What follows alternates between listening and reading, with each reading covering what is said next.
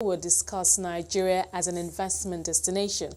As always, you can join the conversation with the hashtag Beyond Markets, and you can follow my Twitter handle too at Esther Ubudaga.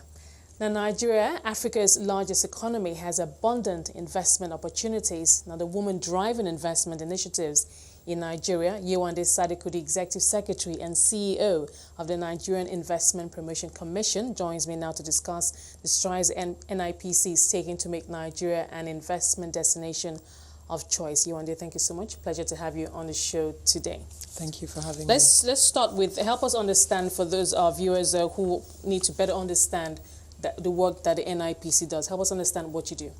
NIPC was established to encourage, promote, and coordinate investment in Nigeria. Principally, our object is to help project Nigeria's image as an attractive investment destination. The second object is to promote investment in Nigeria, to get people to invest in Nigeria, whether they're Nigerians or non-Nigerians.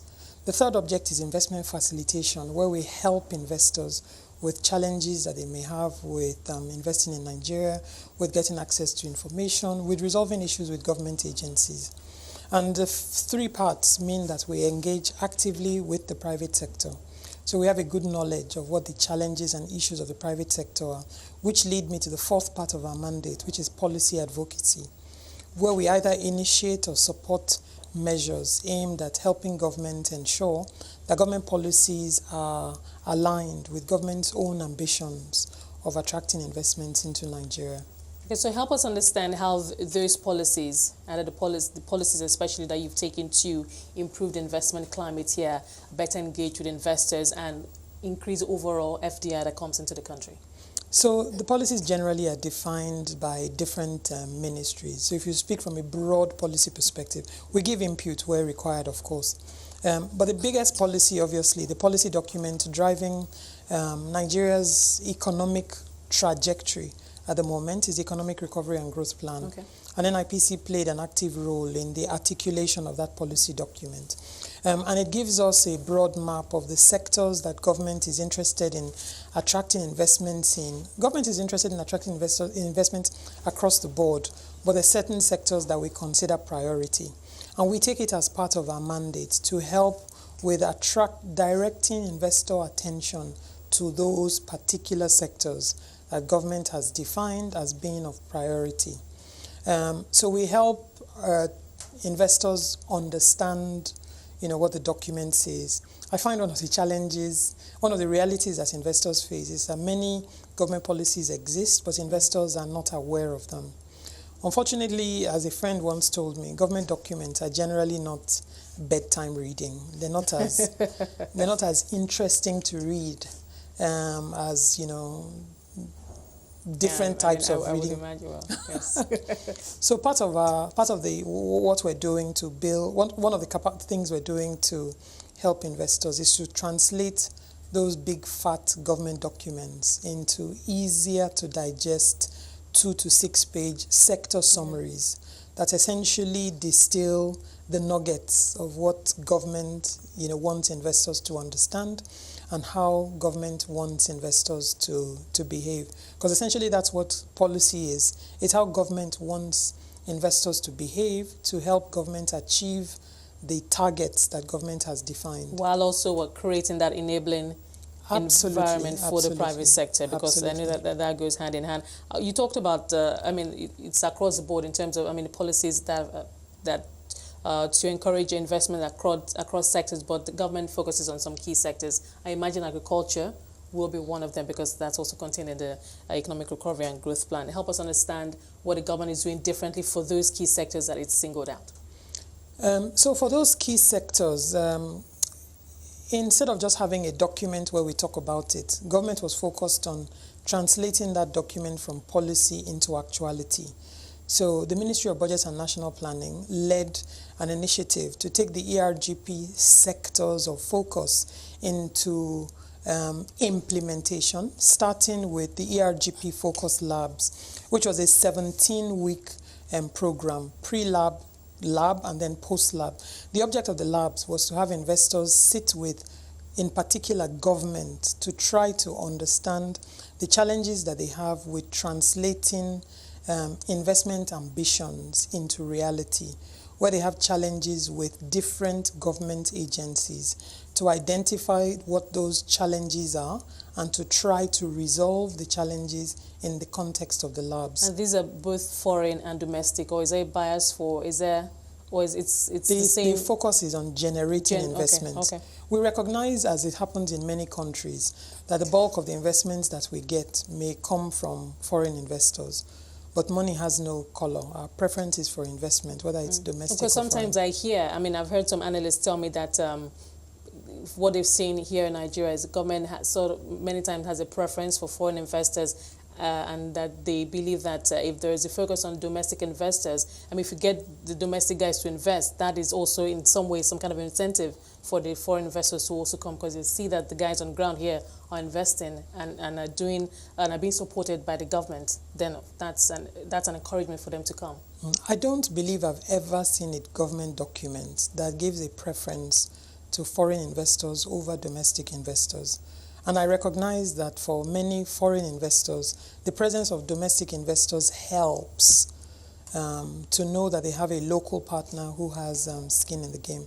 But government has I'm not aware of any government deliberately or, otherwise to focus only on foreign investors. The bulk of the flows we see come from foreign investors. That's the reality. But it doesn't mean that there's a focus only on foreign investors. In fact, since I joined Nipc, we've been working on a deliberate strategy to get Nigerians to invest in their own country.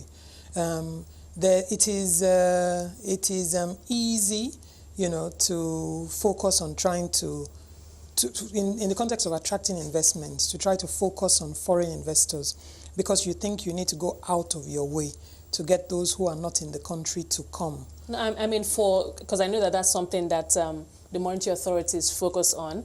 In terms of, if you look at the key, the benchmark, the rates, the MPR, and of course, here in the central bank, on so many occasions, talk about the fact that we need these investors or these flows to remain in the economy, even though, in quote, there's still hot money and could exit at any time. But for now, they serve that good purpose. So I feel that many times that just overshadows what we really need, which is hardcore foreign direct investment to come into the country. So for you, when you see the numbers and you see how imbalance, that huge imbalance where we have FPIs, significantly outweighing the real FDI, does that make your work a lot more, much harder?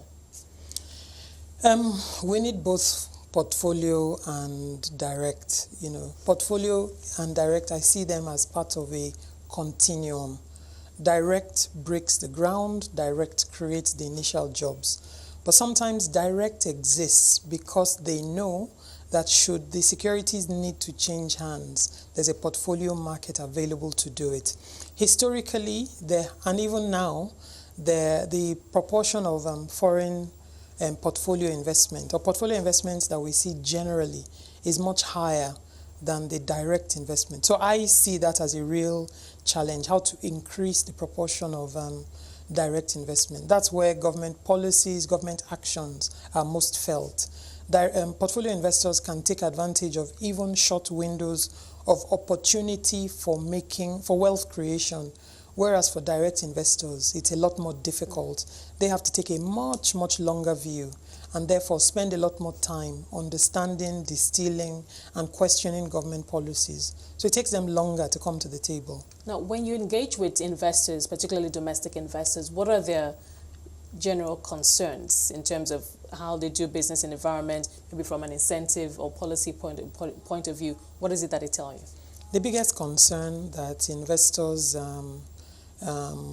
complain about is in relation to government policy, not just in writing, but in its implementation.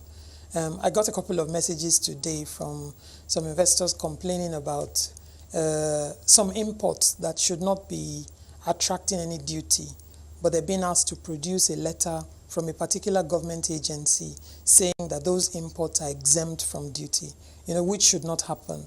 So investors complain about that. Investors complain about insufficient engagement in the government policy formulation process. That when government policies are being written, they're being written by people who don't understand where the shoe pinches. So maybe written in a manner that doesn't necessarily feel it. I thought that in the process of putting those policies together, there was private sector stakeholder involvement or consultation. Ideally, there should be. And in writing, in many instances, there actually is. But the policy formulation process is very iterative. So you can have meeting after meeting after meeting, and it takes real commitment to sit through those meetings at senior levels throughout. So if in the process of that engagement, you find that, you know, people send representatives, the representative then contributes to the extent that they can. The policy document that comes out at the end may not be as robust as it could be if you got the senior attention throughout the process. But we're trying to refine that by having, you know, higher quality stakeholder engagements before policies are bedded. I know that you don't work alone. You work with other government agencies. And I mean, I had a similar conversation not too long ago with EBIS, the Executive Ease of Doing Business, and we're talking about how some of the complaints of investors and how some of the biggest challenges usually at the ports or issues around exports and imports and, you know, duties or no duties, customs. Correct. A very complicated process. And she also talked about how, you know, obviously working with other government agencies. So to what extent do these other agencies complement what you do? I mean, and if there was ever a government agency that did not have the capacity to work alone, it will be NIPC. Because by definition, we're an advocacy agency. So we work by helping to connect investors or resolve issues with other government agencies. We have a responsibility to have a relationship with all government agencies. All right, Yewande, we'll take a quick break and we'll come and pick up from where we left off. Thank you for your time so far. I've been speaking to Yewande Sadiku, who's Executive Secretary and CEO of the Nigerian Investment Promotion Commission. Still with me is Yewande Sadiku, the Executive Secretary and CEO of the Nigerian Investment Promotion Commission. And we're discussing Nigeria as an investment destination. Thank you so much, Yewande, for your time so far. So in the 18 months that you've been head of the NIPC, what would you say has been the biggest achievement so far? The biggest visible achievement, I think, is the compendium of investment incentives, which we published last month with FIRS. We have a newsletter that goes out 6 days a week. From that newsletter, in February 2018, we put out a report on investment announcements in Nigeria. Not a report of actual investment, but a report on investment announcements. Because from our newsletter, we started tracking investment announcements made in the country. And it suggested to us that $66.36 billion of investment announcements were made in Nigeria last year in 112 projects in 27 states and the FCT. Our next charge is to follow those announcements to see how they convert from announcement to investment. We've already put out the Q1 report for 2018, and it suggests that $17.3 billion of investment announcements were made in the first quarter of this year. That's almost 3 times more than the $6.3 billion that we tracked in the same period last year. So obviously we're doing something right. There's traction. There is traction. It gives a sense of investor interest. But I must just remind you that it's investment announcements, not actual investment. Okay. Yes. We continue to build capacity to hopefully increase the conversion ratio. The expectation is if we're aware of the investment announcements and we can help facilitate some of those announcements in converting from announcement to investment, then NIPC will be playing the role that it was created to perform.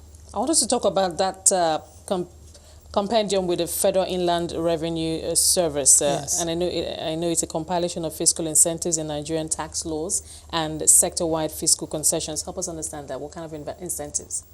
It starts off with the basics you need to invest in Nigeria, which is to help people understand that Nigerians and foreigners can invest in any sector, apart from a negative list that both Nigerians and foreigners are excluded from.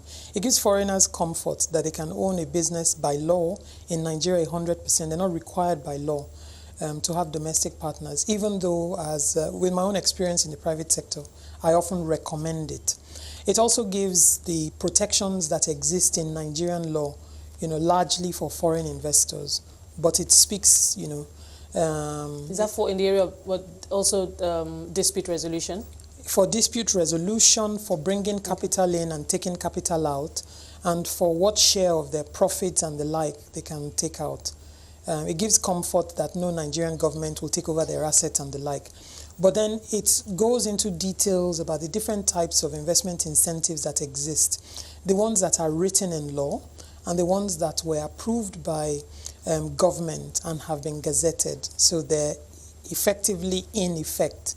And then for specific sectors, it also goes in where there are incentives that exist. It also provides some detail of the incentives that exist in those sectors. And then customs and duty concessions, incentives that exist across sectors. It also provides the details. The biggest object was to give investors one document where they can access all of the information, everybody equal access to information on investment incentives that exist. And it's available from our website and from the FIRS website as well. So does the NIPC, do you have targets in terms of achievements, things you want to achieve? Do you have timelines? We have targets. Timelines are not as hard, but we certainly have targets. And 5 broad objects that NIPC is working to do. One is to drive changes, sector reforms where they're required to move Nigeria forward.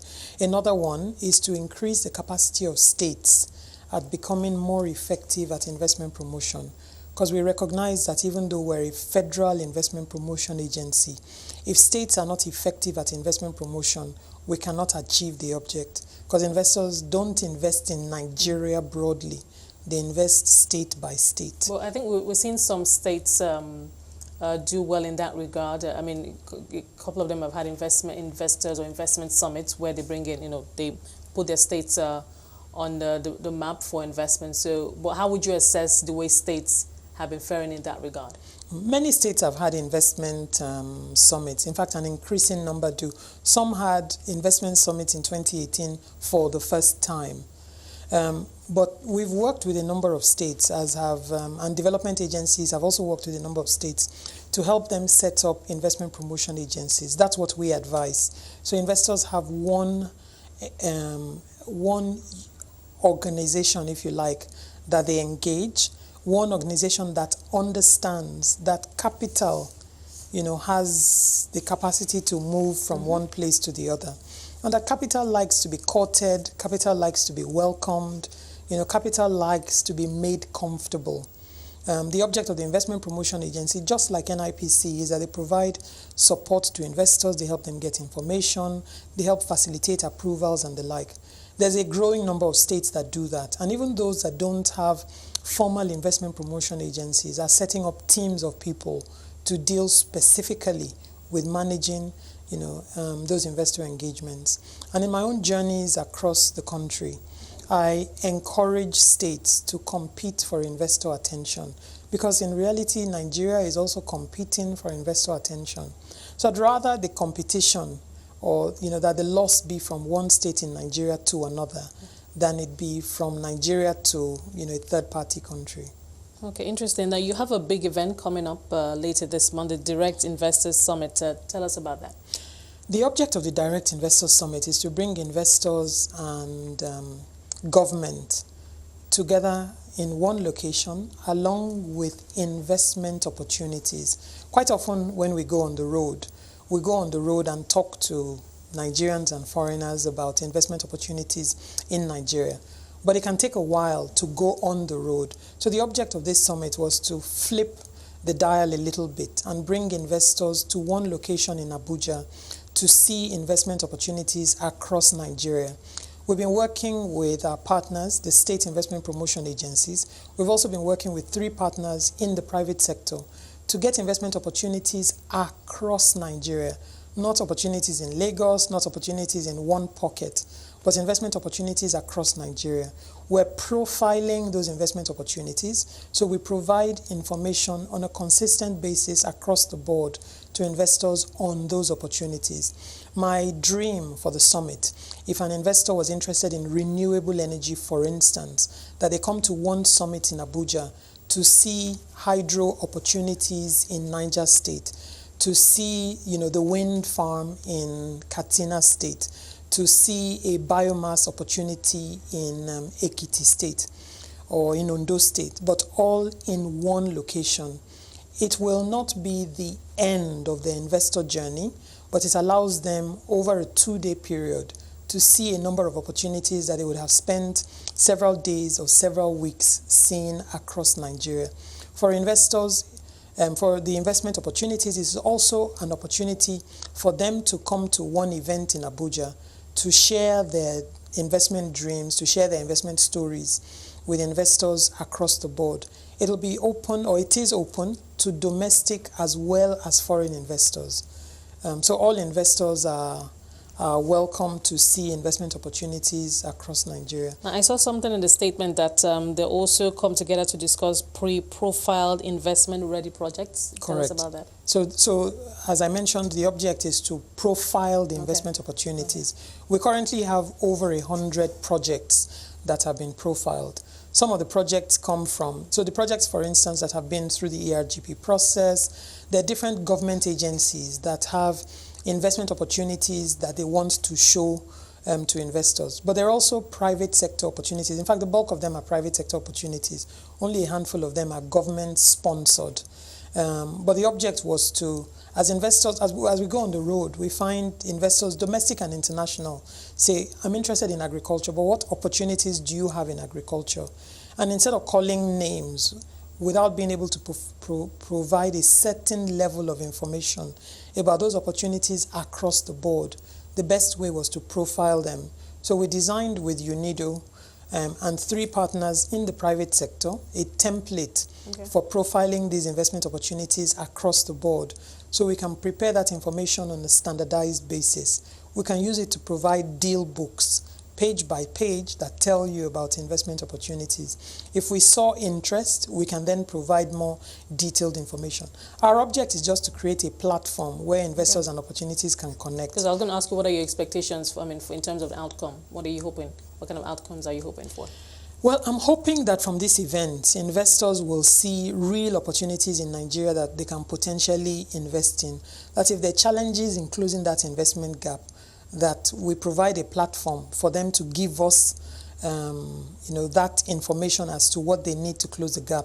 I'm also hoping that if investors need information of a type that we don't have now, that with our partnership with NBS, that we give them an opportunity to tell us what they would like us to see, what they would like to be gathered and provided to them.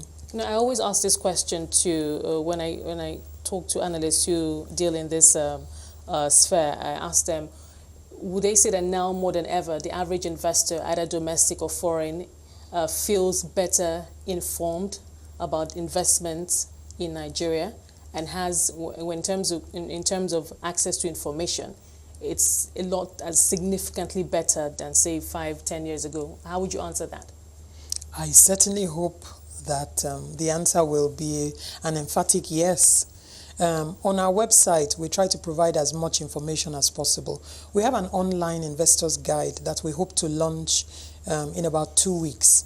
But it is accessible now from our website. It's called iGuide, an iGuide Nigeria, that provides investors with basic information about the things you first worry about: labor, land, registering a company and the like. And it goes into great detail about the process of getting this, about the agencies involved, and about the costs of getting it. So I hope that, sometimes too much information also could be a problem, because I know the states, for those who have investment promotion councils at the state level, across the states, and then of course there's one at the federal level. So in first time, maybe like a first-time investor has access and sees all this information and goes, oh, like, there's so many moving parts. Is there like a proper one place that I can go to that compresses all of this information together?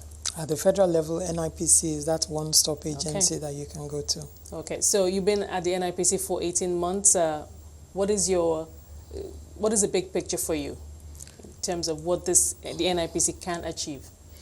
My dream, to be honest, is very simple, is to help NIPC achieve the mandate for which it was established, as simple as that, to help connect investors to opportunities in Nigeria, to help project a positive image for Nigeria as an investment destination, and to help close some of the gaps that Nigeria has between Nigeria's ambitions and the translation of those ambitions to opportunities on the ground. Yewande, thank you so much for your time today. We appreciate you being on the show. Yewande Sadiku, Executive Secretary and the CEO of the Nigerian Investment Promotion Commission.